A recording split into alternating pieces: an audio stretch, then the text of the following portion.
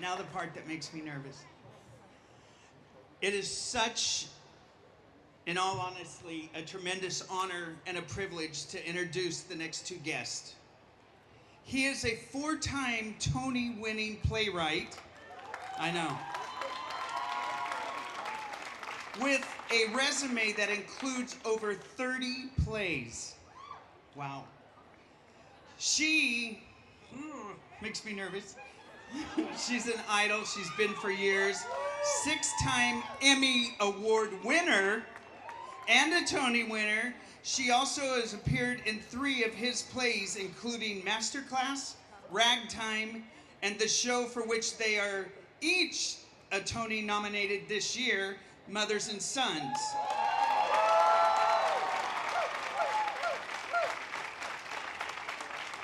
It is beyond a privilege and an honor to introduce and welcome Mr. Terrence McNally and Miss Tyne Daly.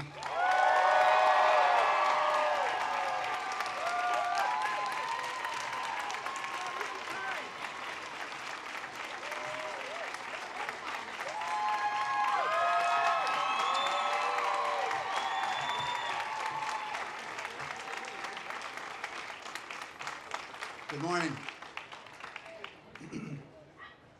I'm always startled when I'm asked why I chose to write about AIDS. There was no choice. An artist responds to their world and tries to make sense of it, even the bad things. What else was I going to write about? The weather? It was raining AIDS, and there was no umbrella large enough to shelter us.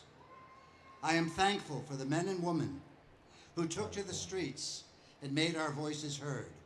They made a difference. But I'm also grateful to the artists who tried to make sense of the terror and confusion. We also made a difference. I am bewildered and more than a little angry by the artists who did nothing but fiddle while their Rome, this great city, burned. Why did I choose to write about AIDS? The question is always put in the past tense. I am still writing about AIDS.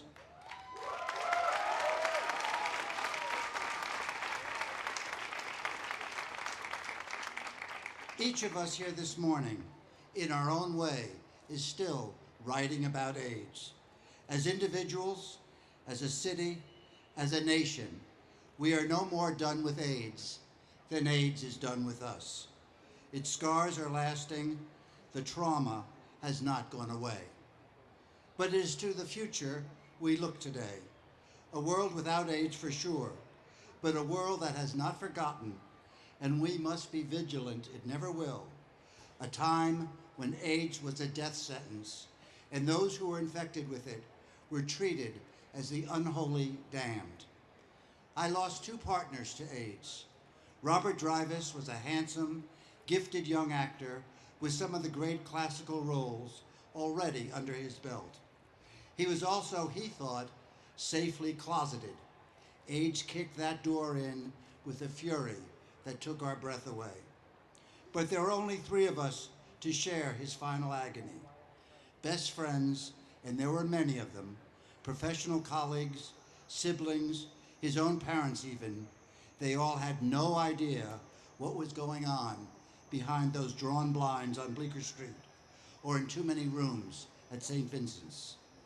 Every time I told someone Bobby had died from AIDS, I felt I was betraying him after death, as surely as if I had outed him to one of the producers he was convinced would never hire him if they knew he were gay.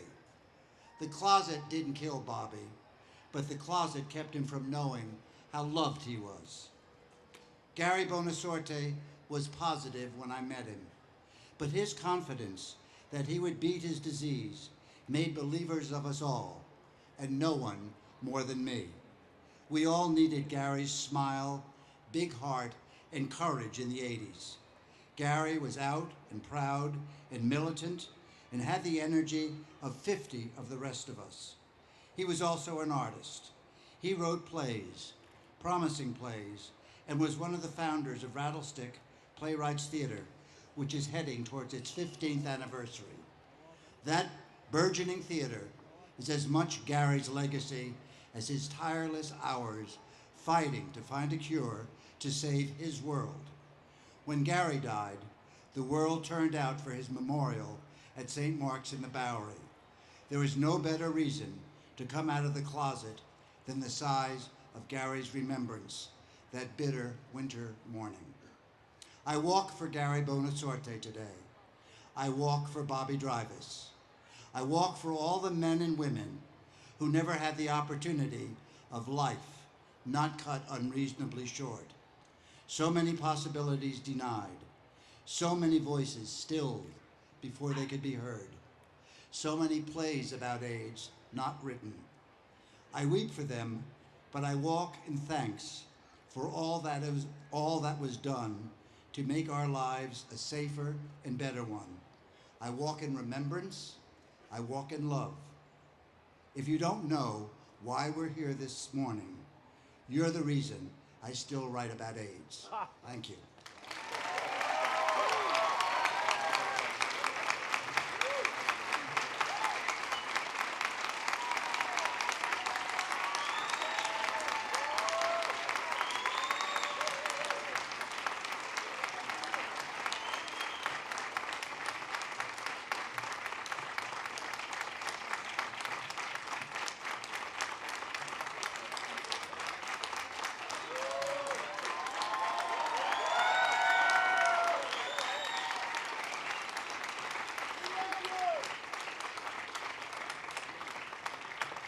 Good morning. I get to work for this guy. I get to work for this man, who is a wonderful, amazing man. So I'm going to go to text. I'm going to